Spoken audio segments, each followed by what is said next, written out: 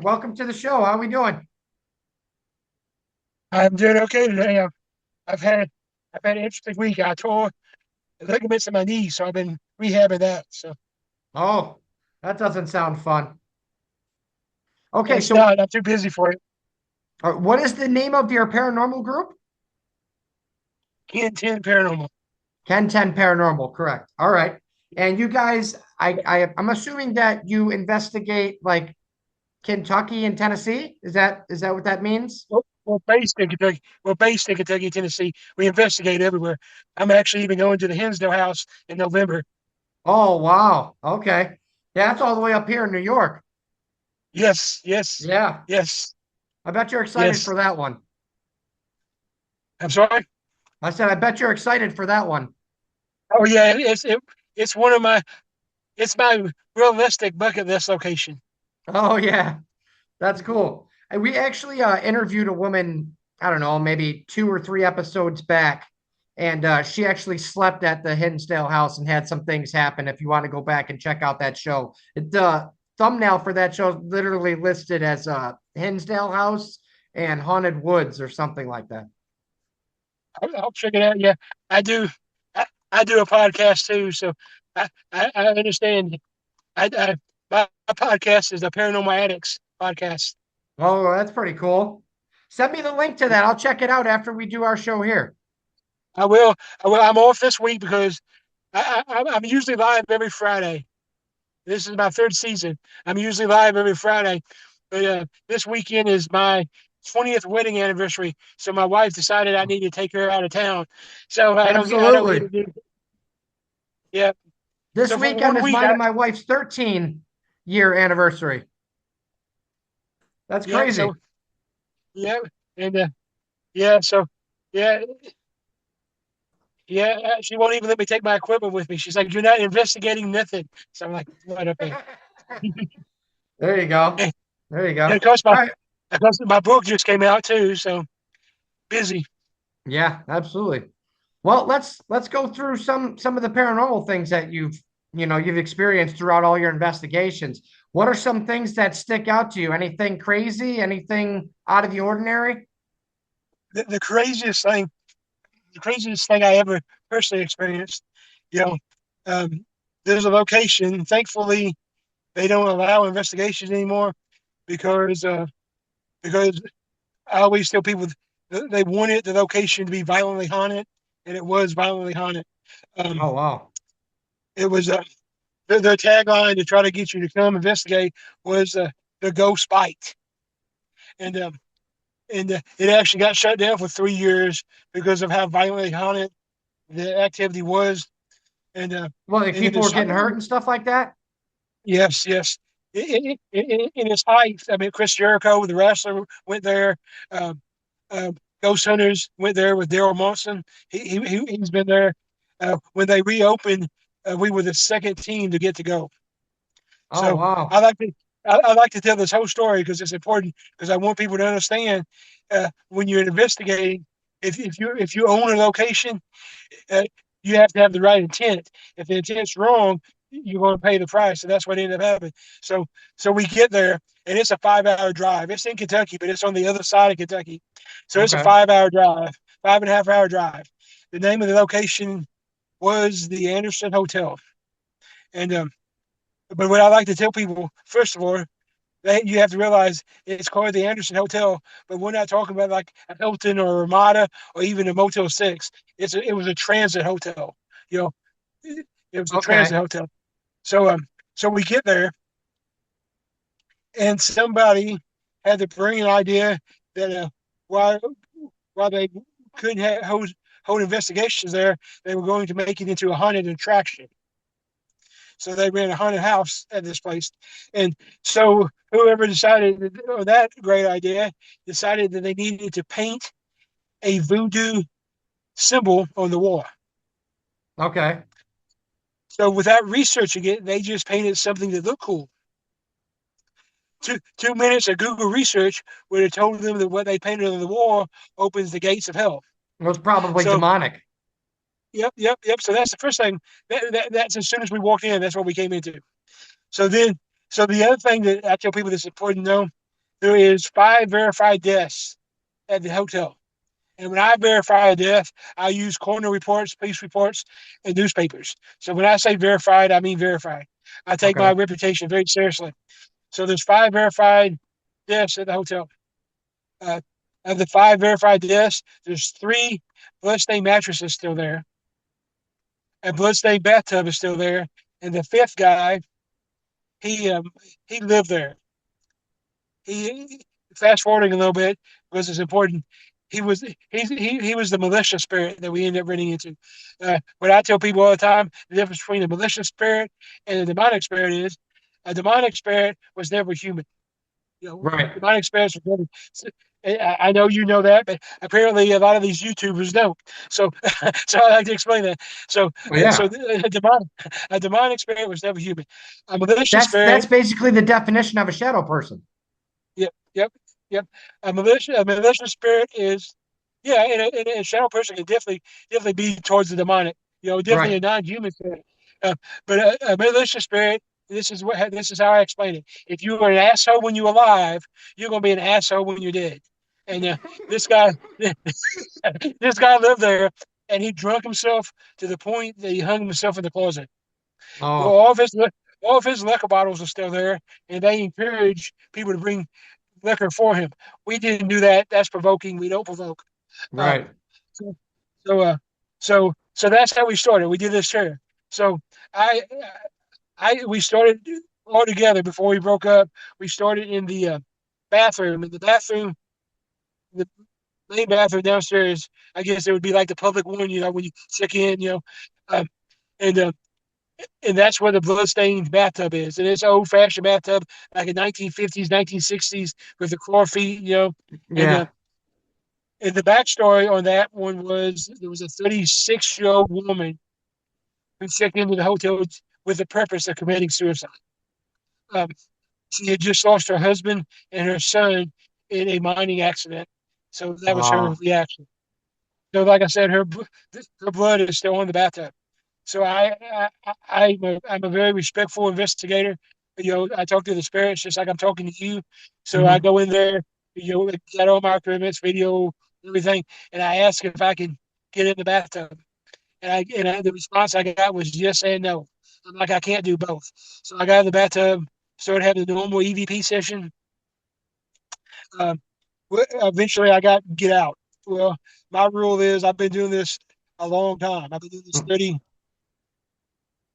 years now, and and so the first time I don't get scared. So the first time I'm told to get out, I just keep going. But once I'm told to get out 3 times, I move to the next room. You know, so eventually we got to the third get out. So I started to try to get out of this bathtub, and of course I'm a big guy, and this is an old-fashioned bathtub. So I'm pulling myself up, and, and as I'm getting out, I feel what feels like a really deep Indian burn on my calf. Um, that's what it felt like. It felt like a really deep. And when we got back to our makeshift base, I had what looked like a double bite on my leg. Um, Oh, and I actually wow. got a tattoo of it. So I actually have a tattoo of it. I had my tattoo artist do a tattoo over the actual bite, so it looks exactly like a bite. Okay.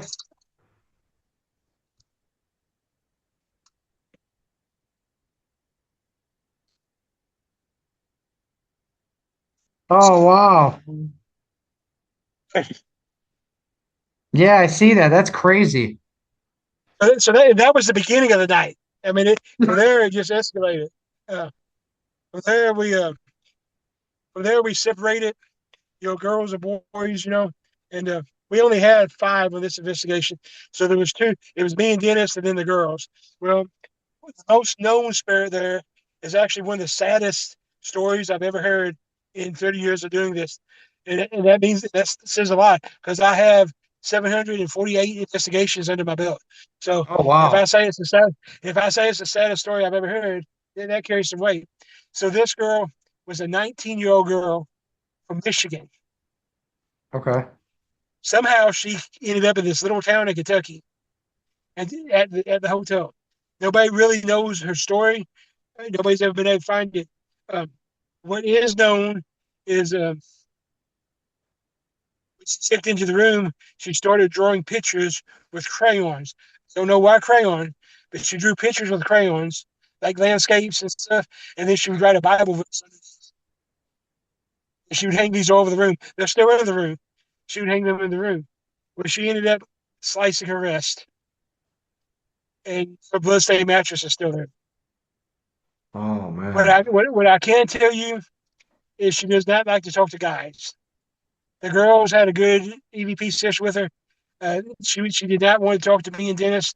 So from what we gathered during the session and what little information I'm able to pull up in the background, apparently she got heartbroken and was so good to start over, and depression just overcome. Plus, knowing what we know about the hotel now, it might have not even been the depression. The depression might have been the left the door open, and then it was the negative energy.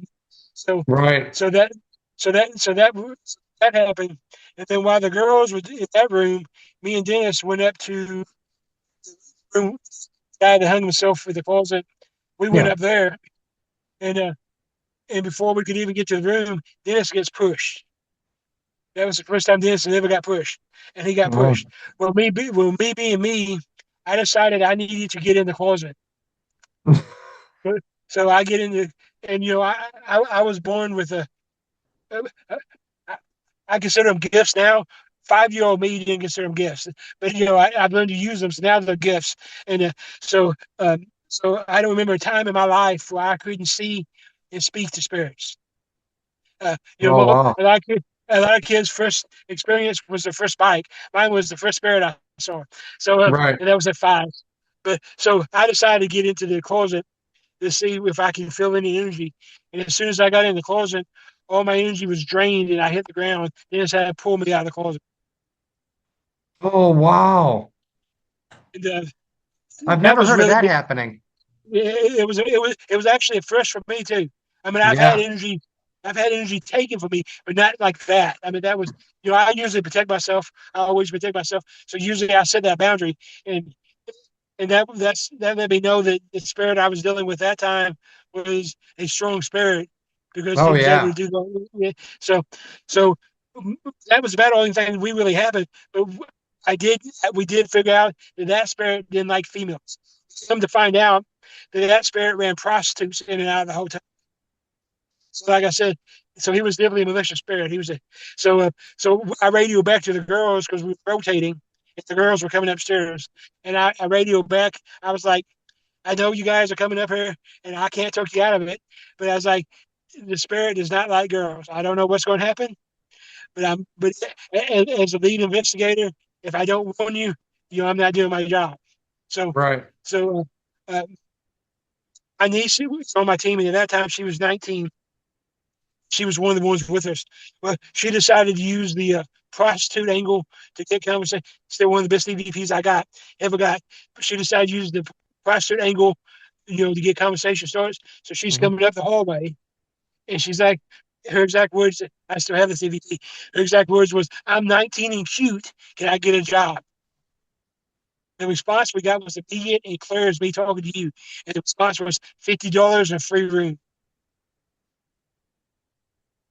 Oh wow. And it escalated from there. So this is the only investigation in 30 years I ever actually ended because I'm not going to go into too many details because it ends up going very rough for a while. But I will say that Tiff and Jill, who were the other 2 girls with us, they ended up getting touched and basically molested. Like Tiffany got grabbed by her Okay. female. So at that point, it became a safety issue, and my team becomes the priority. Absolutely. Yeah. So that's probably that's the that's the one thing that always sticks in my head. Now, the case that probably formed me in my in my approach and everything actually probably goes prior to way before KenTenn Paranormal, and it was actually the case that made me decide to start made me decide to take a demonology training. I'm trained. I took demonology training under Bishop Long. Oh Um, wow. that was actually a residential case in Indiana.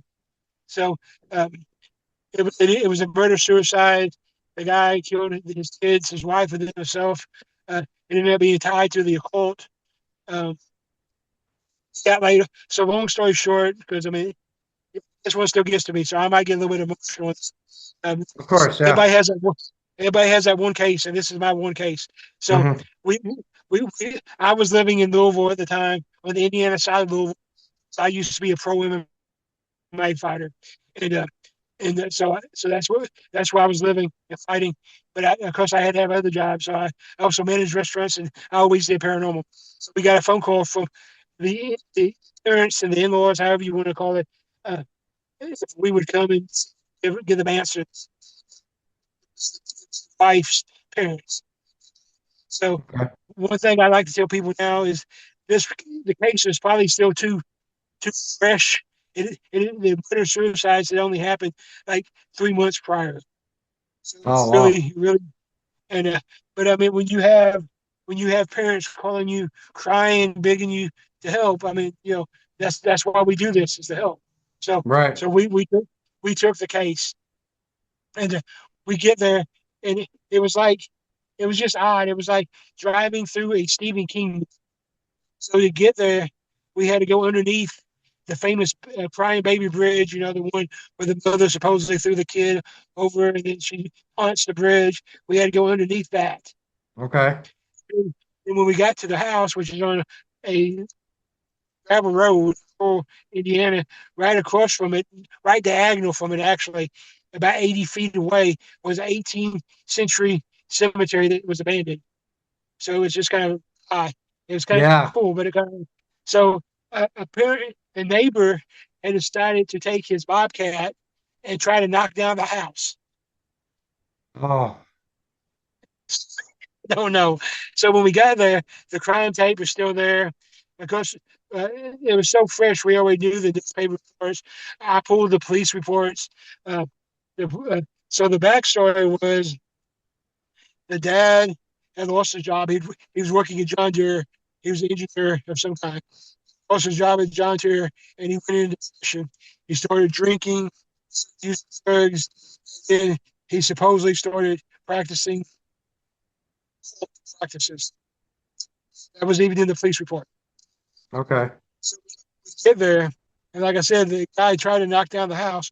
So we had to crawl through the attic window to get into the house. But when you enter the window, it was basically the second floor or the bedroom.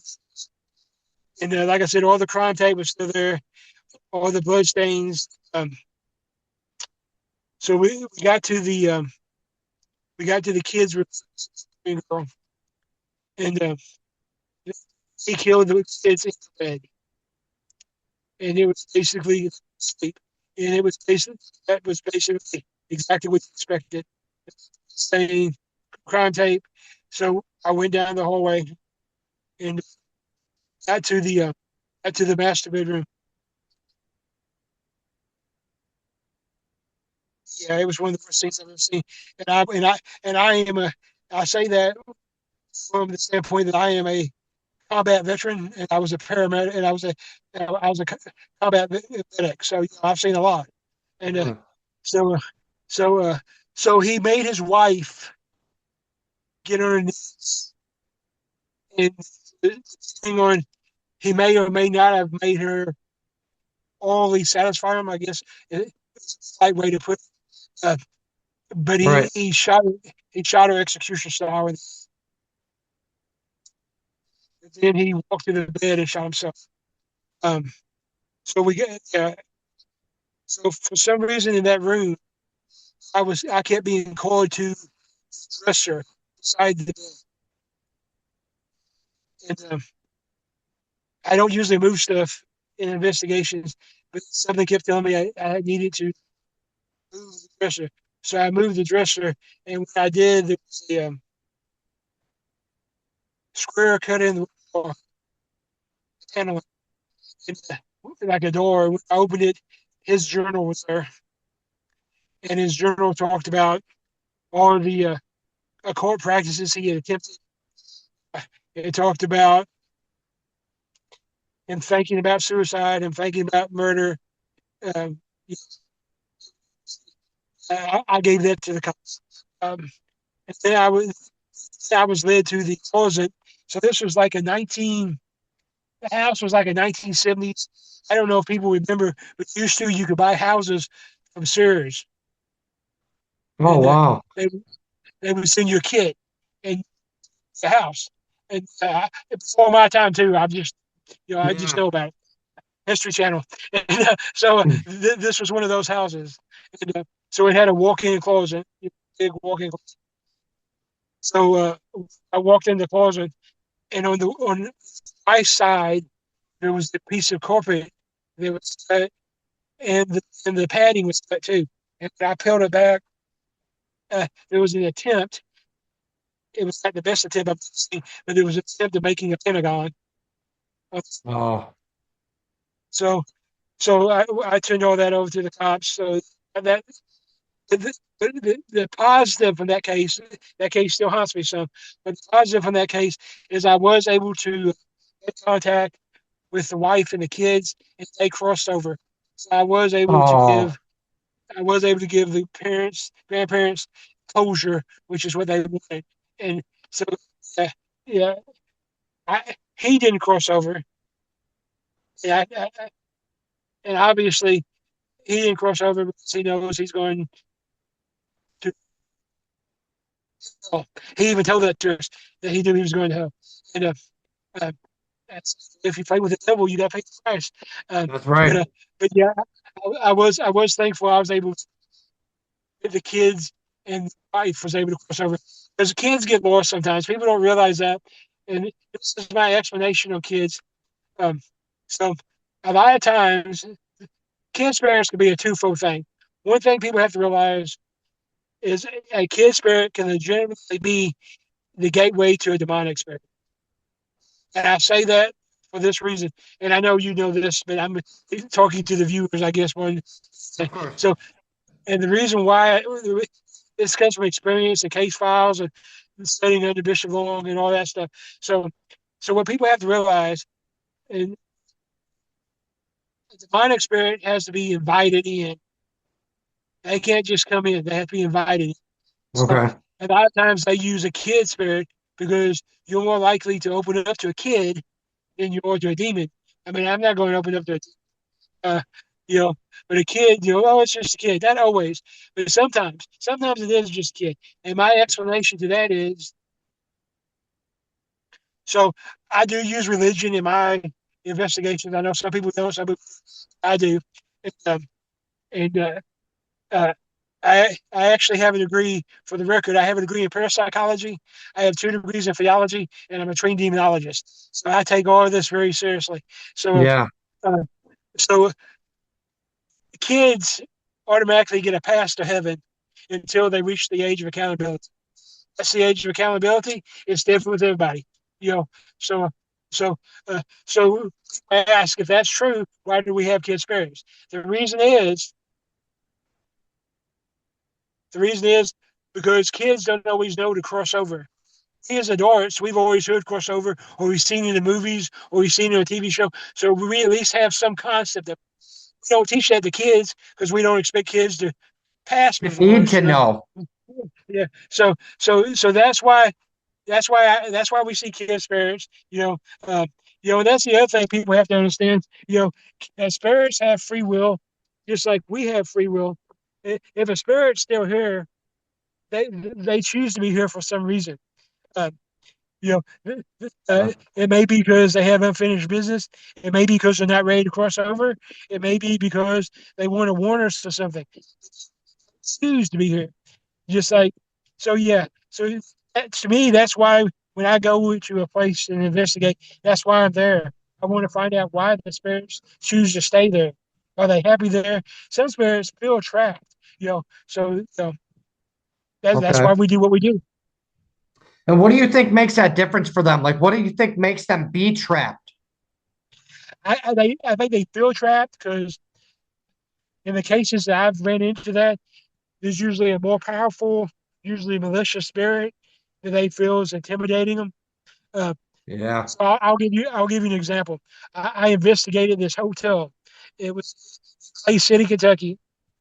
Uh, this hotel, just one room of this hotel had five. mysterious disappearances or deaths. Uh, 4 deaths. The fifth one you can't say was a death because they never found the body, so they don't really know what happened. Uh, uh, so, and like I said, it's just the one room, and so so we get there and do some research, and find out that the property that the hotel was built on prior to being a hotel was a was the spot where kids were sold into slavery. Uh, people who the people who don't know Kentucky history too well, especially Eastern Kentucky history, back in the 40s, 50s, maybe even a little bit of the 60s, in Eastern Kentucky, they didn't believe in birth control. They also couldn't afford children. So once they got too many children, they just stole them. Uh, it's sad but true. Uh, You so said sold uh, them? yeah, yeah. Oh So wow. that happened here. So so this investigation is kind of unique to me because I'm not a big believer in cat balls and I'm not a big believer in the SLS. But in this investigation, they both worked really good for us. So Okay. we check into the room. And I'm like, for whatever reason, I decided to set my cat balls on the dresser, same dresser you see in every hotel, the long flat dresser. So I set the cat balls on there, and something took just one of them, scooted it all the way down the dresser. Oh wow. So we asked them to do it again, and they told us they couldn't. So, so we set up the It said SLS to and you on the everything. EVP. It said to you like Yeah, through an EVP, I can't do it again. yeah. They said no. They said I can't. Yeah, Let's and delve into so that for a second. Do you think that the reason that they said that they can't is because they used up the energy on the first one? very possible. Very possible. That's what I'm thinking. Yeah, that's very possible. Uh, well, at that time, we found out that we were talking to one of the kids' spirits, and Okay. so we readjusted and we moved the cat boards to the little dining table. You see in every hotel the 2 chairs. And we put them there. We set up the SLS stationary for people out there that uses SLS. Contrary to what you see on TV, it's not a mobile device. It's designed to be stationary. Uh, Right. so if you're going to use it right. So uh, so we sit it down and we start. We asked it if it could move the balls again, and it said, "I'll try." And on the SLS, you saw two stick figures, one sitting in each chair, and you saw like kid-sized arms trying to push the bars. Oh. So Oh it was like wow. it could be dismissed. There's no coincidences in this film. So Right. so so we kept going with that. But then behind my back, apparently I made the militia spirit mad. So Oh. he decides to show himself behind me. And on the SLS, he looks like about a 7 foot stick figure, you know. And come to find out, that was the guy. We ended up talking to three spirits that day. The one, he was the one who was buying the kids. Apparently, he was Oh. abusive. And then we had the kids, and then we had a third one, which was probably about a 25-year-old man, child. I guess would be more. Come to find out through research, he was actually what we would call special needs nowadays. Back in those Oh. days, back in those days, he was just retarded. You know, I'm not endorsing that term. That was a term back then. Uh, Right. I got and, you. but his role in it, he was actually trying to protect the kids. Oh. So we So that malicious spirit is the one that's holding them kids there for sure. yeah, and through many hours, I mean, this took hours. I ain't even gonna lie, probably about 3.5 hours. We finally convinced the kids that the malicious spirit didn't have any power over them. If they wanted to cross over, they could cross over. Oh. Wow. So maybe they need to be told. Maybe that's something Sometimes that we're all learning sometimes here. they They do. need to be talked to. Yep. And that's what I tell people all the time. That's how you should investigate. I mean, I'm not going to say there's a right way and wrong way, but there is. Mhm. And when you're investigating, you should. you have to respect them. So if you really think about it, we're trespassing in their place. They were there first, So talk to Right. them just like I'm talking to you. Find out. I'm not saying if it's a malicious spirit and they scratch you, you. I'm not saying just continue being nice. Protection is important. Set boundaries. But Of course. you have. But if most spirits are not bad, most spirits, some spirits are just lost. So you got to find out why they're there, and that's our job is to help. You the a thing that I struggle with a little bit is when you go to some of these bigger locations now and they make you sign a waiver. Sometimes the waiver says you you can't cross our spirits over. Like if a spirit tells me they want to cross over, so they're It crossing says over. that on the form. Yep, yep, I've seen it before. Yep, What? at a couple of places, and I'm like, you can't trap spirits. That's the same thing as being in slavery. If they want to go, Right. yeah. So I signed the paper, but I'm not going. If You're not but going to listen. yeah, I mean, I'm not going to listen. You know, How are they ever so going to, how would they ever, hey, you did this, you took George away from us. How would they ever know that? right, and the thing is, what they don't realize is if that spirit wants to go and he questions over, sometimes I'll even say most times there's usually two or three other spirits that's ready to take its place. They're looking for a place. Oh, So sure. yeah, They say so that every building or whatever, I've heard from a few different people that every building or house has at least like 6 or 7 spirits that reside there, whether they show themselves or not. right. I mean, especially yeah, I agree. I definitely agree with that, especially if you're talking about a 19th century house, 18th century house, and it really don't My house matter. was built Like, in 1947, and I can guarantee you it's haunted. yeah, yeah, yeah, yeah. And the thing is, we did a residential investigation, and when we drove up to the house, I looked at the house and I was like, this is a new house, but the family was so desperate for help. They had a 13-year-old daughter, and she ended up being a sensitive. So we was able to help, teach. I was able to help teach her, a bit more about her power. But coming up to her house, she took a sidewalk chalk and wrote "Welcome KenTenn Paranormal," and it had like a Ghostbuster ghost drawn on the sidewalk and stuff. But yeah, if you just looked at the house, most people would say, "There's no way that's haunted." I'm like, the property could be haunted. It could be anything. But a lot of their Could be attached to the people that brought it to that house. it could be attached to me. That's the newest theory and probably the most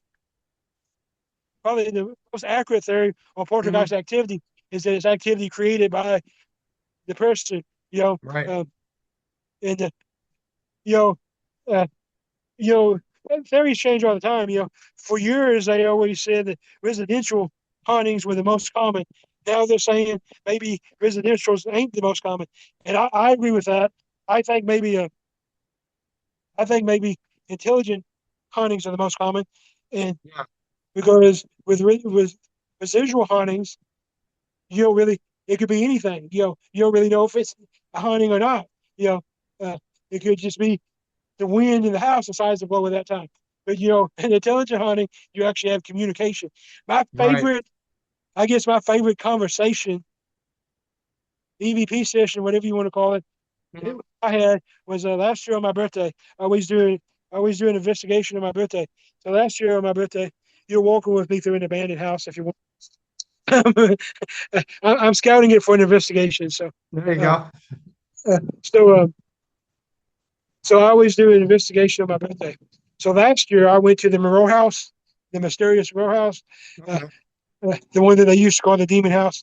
The Uh, demon and house? Yeah. yeah, yeah, yeah. So I was there, and we went on January 18th because it was a Saturday. Well, my birthday is actually January 19th. So at midnight, when it officially became my birthday, I went down to the basement to do a solo. Why the basement? Because that's supposedly where the malicious demonic spirit lives. So Okay. I set up down there. I set up down there. I set up with my camera, my GoPro camera, and then I set up with I'm not a big Oculus person, but I do. I have a Paratech VM5, and I do like it. So I had my Paratech. I had my Mhm. Apple Box from Ghost Gear.